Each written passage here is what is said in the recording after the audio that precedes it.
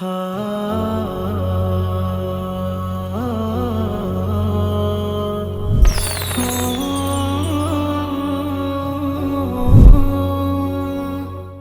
لله رب العالمين، ثم الصلاة والسلام على أشرف الأنبياء والمرسلين نبينا محمد وعلى آله وصحبه أجمعين وبعد. waxaan jeclahay insha allahu tacaala kelimada yarta ah inaan ku wajaho dhallinyaradeenna joogta dalkan isaga ama ku nool qurba. waxaa haysata dhibaato xagga ku saabsan waxa identity crisis ay dhahaan ama maartay waxa weeyaan qofkii inuu maartay meel uu ka soo jeedo iyo meel uu socdo u garan waayo iyo wuxuu yahay. waxaa dhacaysa in dhaqankii iyo diintii iyo maartay ma garanaysaa wixii oo dhan maartay ma garanaysaa ay khatar ku jiraan. saas darteed waxa weeyaan dhallinyaradeenu kelimadan iyada waxaan u dardaarmaynaa awalan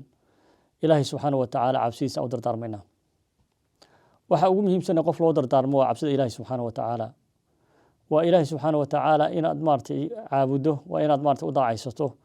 waa inaad ilaahay subxaanahu wa tacaala u sujuudo, waa inaad u rukuucdo, waa inaad ilaahay subxaanahu wa tacaala xusuusato noloshaada dhan. إلهي القرآن wuxuu ku leeyahay qul inna salaati wa nusuki wa mahyaaya wa mamaati lillahi rabbil aalamiin laa shariika lahu bidhalika umirtu wa ana awwalul muslimiin.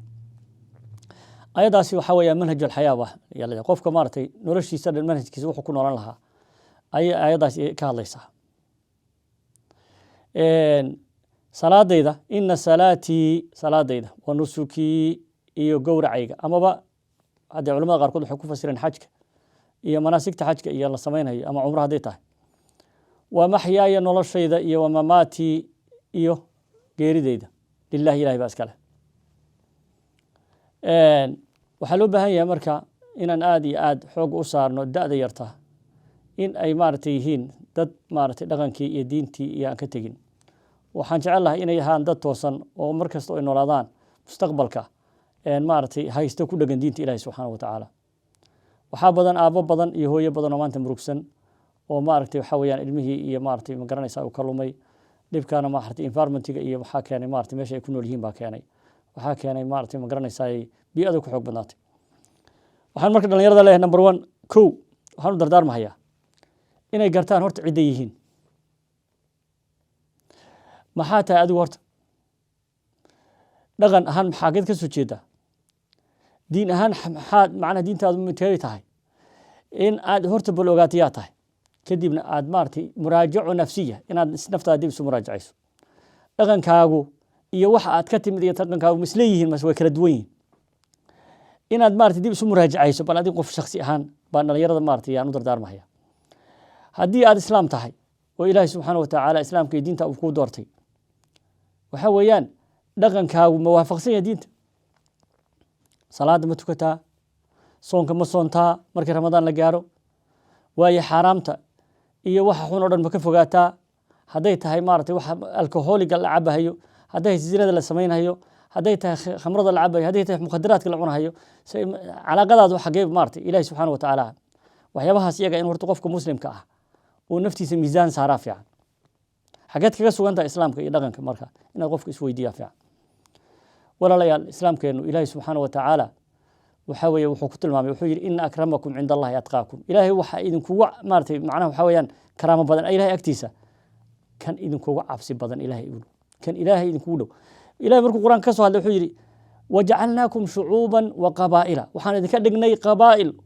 waxaan idinka dhignay maartay shu'uub macnaha population ama shacab ama dad maartay community baa laga dhigay. dadka markaad fiiriso kan waa cadaan, kan waa madow, kan waxa weeyaan waa maartay waa maartay ma garanaysaa indha yar, kan waa maartay ma garan dadka ilaahay wuxuu ka dhigay ummadu ka dhigay. laakiin muxuu soo tilmaamay intaas kadib inna akramakum cinda allahi atqaakum. ilaahay waxa idinkugu cabsi badan midka ilaahay u dhow. waxaad iska soo qaadaa ilaahay subxaanahu wa tacaala marka aad dhimato meeshaad ku dambaynaysa ka fikir aakhiro. cabsida ilaahay subxaanahu wa tacaala waa midaas iyada, waa midda maalinkaas iyada aad ku najaxayso, waa midda aad ku guulaysanayso, waa midda ilaahay subxaanahu wa tacaala jannada uu kugu gelinayo. kullukum tadkhuluna aljanna ila man aba. jannada waa la geli ilaa qofkii diida mooyeene. qofkii diidana man ataacani ma nabiga calayhi salaatu wasalaam qofkii aniga ateeca ilaahay qofkii ateeca rasuulkana ateeca jannadu geli. إلهي سبحانه وتعالى مركا إلهي نفوذ ضاعد إلهي سبحانه وتعالى وحان ليهي أن يردنا دبات بدن ما هيستا حق دين تجاهل كغا سوغين دين تبرتا oo dhaqanka diinta barta oo isku daya inaad umrada iyo xajka tagtaan oo maartay meeshaas kacbada soo ziyaartaan isku daya oo isku daya inaad maartay dalalka islaamka soo ziyaarataan inaad maartay bas kacbada kaliya tagtaan dunida islaamka soo ziyaaro turkiga tag dawladda islaamka ka jirtay dhaqan islaamka ka jirtay masaajidaha ka jirtay soo ziyaaro masar tag soo ziyaaro masaajidadii iyo dhaqankii islaamka soo ziyaaro Onduras tag masaajidada iyo islaamka soo ziyaaro dhaqankii meeshii islaamka ka jiray maxaa weeye marka adduunka aad ku baxdo هندي هذا تكتو وهليسا إسلام يدقن كورت مسكح هذا بلاري ومارتي مسكح هذا مارتي وعي ثقافة يدقن ويال وأدب مهم بتوعنا يرد النقطة إني كيف يستان عرفنا هسيجا نرش هذا هستان باسبور بهستان لعق بهستان شقوين بهستان فريزي نص وقف إنه سفره مركورت وحندي لا قف كنا يرد ماشان وكل شيء كبر بحر كلية هذا كل حنور هذا وإنما يرنا هي إن هذا يرنا سان حضارة مارت إسلام يسوع هذا بنانك وبحر حسوارك talabaad wala dhalinyarada waxa haysata dhinaca crisis markaan ka soo tago oo identity-gooda ay ka lumayso qodobka haddaan ka soo tago waxa qodobka saddexaad qodobka labaad aan u gudbaya salaad inay ku dadaalaan bacda tawxiid salaada way islaamka shan arkaan islaam buu leeyahay shanta arkaanta islaamka number 1 waxa weeyaan waa tawxiidka number 2 waa salaada salaada marka waxa ugu muhiimsan shan jeer baa tukanaysaa maalinkii haddii salaadu kugu adkaato oo salaada ka tagto marka dib baa jira salaada ma ku adkaatay ha naftaada muraajace ilaahi subhanahu wa ta'ala salaadu wuxuu leeyahay inna salata tanha 'anil fahsha'i wal munkar salaada qofka haduu xifdiyo waxay ka reebaysaa 'anil fahsha'i wal munkar xumaha iyo munkarka ka reebi hadii aad salaada xifdiso iyada wax walba ka reeb xumaha iyada ka reebaysa Allahu akbar wa arina adiyad unisa waxaad ogaataa salaadaadu hadday aakhira markii la tago ay salaadaadu miisaankeedu hoos u dhaco oo zira aad noqoto salaada acmaasha kale lama xisaabinaya lama fiirinayo acmaasha kale awwal ma yuhasabu bihi al-'abdu yawm al-qiyamah macnaha waxa weeye min amalihi waxa weeyaan bal salaah waxa la xisaabiyo waxa ugu horeeya salaada ugu horeysa marka waxa weeye fa in salahat marka hadii ay wanaagsanaato salaha saa'iru amalkiisa dhanaba waa wanaagsanaaday anjaha معناها واباسي وقوليستي يا أفلح وليباني أفلح وأنجح أو سائر عمله أعماش زمتك أردن بحقاقي سبا حديثنا محليه أفلح وأنجح وقوليستي وليباني قفك إساقا قفك صلاة كفي عن هذا لأن عكران محليلي وإن فسدت هذه فسادنا خاب وخسر وهوغي وخساري إلهي سبحانه وتعالى الله ينغير عليه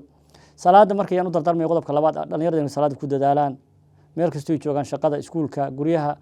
saxaabta meel kastoo la joogto qofka salaada kugu kaalmeynayna la saaxiib saxaabta ka digtoona xununka ah ee salaada iyo diinta iyo dhaqanka iyo ka fog isaga ilaali waxa ku dadaashaa soomka ramadaan bisha ramadaan ku dadaal waa arkaanta islaamka waxyaabo ugu muhiimsan ku jirta waxaan arkay dhalinyaradeennu inaysan maartay aad xataa maartay salaada iska daay soonka xataa hadda uu khatar galay oo iyadoo soon tahay dhalinyaro aan ku soo baxay ama iyagoo iska cuntaynay ama iska cabaahaya إلهي سبحانه وتعالى ما ارتاح هذا الحفظيو أرنتها كدال صلاة شنت صلاة سو حاضر ويد صلاة الجماعة سو حاضر وحا غير صلاة الجماعة سو حاضر كلمة ما شك بحي سادات كيف أيدي ستو وحبنا بك بدريس وحن هذه يادو عصنا يا إن دان يردو إمارتي مقرن ساي أرنتها كدال قضبك كلانتو كفوا مخدرات كفوا مارتي خمرة عبيتان كذا كفوا وحيابها إلهي سبحانه وتعالى وحرمه ودن كفوا زنا كفوا انت بقى سقفوا إلهي سبحانه وتعالى وحاول أن يرد جورك الله وسوي جدي جورك بلغتك جورك مركي لقيت تجينا وحاول يعني قفكي شيء دمك وحرر شهوة كو أبورا حميه بقى سهرنا هي نقول كبد بادي مهيو لأنه وأرنا دي آد مارت وادك تاهي environment كان هذا مارت حموه وبنانك يالله ومالين والبمارت إنها وحم كل عيان inaad badbaado hadda guursan guurka marta dhalinyaro aad iyo aad u qiimo badan gabdhaha aad u qiimo badan magaalada jooga gabdhaha aad iyo aad u qiimo badan sharaf badan u baahan guur u baahan baa jooga wallahi runtii aan iraahdo wariyaa war dhalinyaradu kuwan ma arkin miya dhalinyaro gabdhaha aad iyo aad u qiimo badan baa jooga laakiin aw dhalinyaradin guursan leedahay dhalinyaro sidoo kale qiimo badan way joogaan dhalinyarada ma caayahay dhalinyaro qiimo badan baa joogta wiilal baa jooga masaajidka luludkooda aad iyo aad weli guur aan sameyn kuwa kalena way jiraan maartay masaajid kusoo tukanin iyagu wada fiican oo u baahan ilaahay subxaanahu wa tacaala masaajidka iyagana allah kusoo dume aad iyo aad maartay u wanaagsan baa jira waxbarashadii bartay tacliintii ka baxay ayaa shaqaysta waxay u baahan yihiin guur bay u baahan yihiin dhallinyaradan waxaa weeyaan waxyaabaha aadka iyo aadka u anfacayana ka mid tahay gabdhaha waxaan kula dardaarmaya xijaabka haddaan inta qodobkaa ka soo baxo maartay salaada iyo xumaha in laga fogaado haddaan ka soo baxo waxaan u dardaarmaya xijaabka gabdhaha inay ku dadaalaan gabdhahina xijaabka ku dadaaleen يا إلهي القرآن سبحانه يا أيها النبي قل لأزواجك وبناتك ونساء يدنين عليهن من جلابيبهن إلهي محوليه سبحانه وتعالى قبلها مسلمات كسوى الله الله هرارعيين ودركوضا يا يدنين عليهن ذلك أدنى يعرفنا متكاسا وحمارت أولو إن هي لا قرتو لا قونصدو بمعنى وحلوه أقونصنا يا إيمان عفو دور سنان وحلوه أقونصنا يا معنى شرف وحلوه أقونصنا يا حشود يا انت أصلا ملوه أقونصنا فلا يؤذين كما دبها يقفنا قفنا كل واحد قد ما هي قف حمو كل دمع ما هي وكان لي حني حجاب انتهي يا لكن مركز الحجابنين قف كستو كل واحد قد بي او قبل مسلمه ضحي waxaan marka ku soo gabagabeynaya waalidka dhalinyarada daatihiin waalidka ha caasinina ilaahi subhanahu wa ta'ala waqada rabbuka alla ta'budu illa iyyahu bil walidayni ihsanan waxa weeyaan labada waalid ihsaan iyo wanaag ba ilaahay u dardaarmay ihsaan wanaag ihsaan u sameey hadal fiican ku dhaha qowl fiican ku dhaha ya hadalkooda maqla dhageysta ya wuxuu ka nax qalbigooda ku dhihin ya wax aad iyo aad muhiim ah way aad iyo aad waalidku maartay waxa weeye maanta way dhiban yihiin waxa loo baahan yahay marka qofka muslimka ah ee dhalinyarada ah inuu waalidkiisa maqlo hadduu rabo inuu liibaano way waalidka wax wanaag aan hayn ku amri maayo waxaan ku soo gabagabeynaya in diinta aad ku dhaganaataan inaad tawxiidka ku dhaganaataan qodobada aan ka hadlaynay oo dhan aan ka soo hadlaynay haday tahay taqwo ilaahay subxaanahu wa ta'ala soo dardaaranay haday tahay salaadu inaad ku dadaashaan haday tahay soomka inaad ku dadaashaan haday tahay xijaabka in lagu dadaalo haday tahay in laga fogaado mukhadaraadka iyo waxyaabaha xununka ah haday tahay in zinada laga fogaado haday tahay guurka in lagu dadaalo oo loo soo noqdo guurka loo soo noqdo haday tahay maartay ma garanaysaa in qofka muslimka ah ama gabadha muslimadda ah hadii jeer guurka qudhigiisa ayaa hadda waxa way faraha ka sii baxayay gabadha muslimadda waxa loo baahay inay nin muslim guursato nin aan muslim ahayn uma banaan inay guursato waxaad arkaysaa gabadhu inay iska jeclaanayso nin cadaan ah oo maartay diin aan ku diin ahayn ama nin kale oo maartay madow ah oo aan ku diin ahayn markaas kadibna dhaqankii markii la isku mehriyo markaas waxa weeyaan uu maalinka hore tawxiidka qabsado maalinkaas kadibna ay ugu dambayso waana waxyaabo fara badan aragnay marka waxa fiican qof ehlu tawxiida ehlu maartay salaada diintee waa waxyaabo ugu muhiimsan bay kamid tahay hadaad guursato hadda aad maartay ku guursato tawxiid baan soo galay baritan uu salaad tukanaynin meel muslim ku tukanayaan uusan imanaynin dhaqankiina maalinkaas isaga ah uu ka tagay adigana aad noo sheekay waran ilmihii maartay aad u dhashay oo ku banaysatay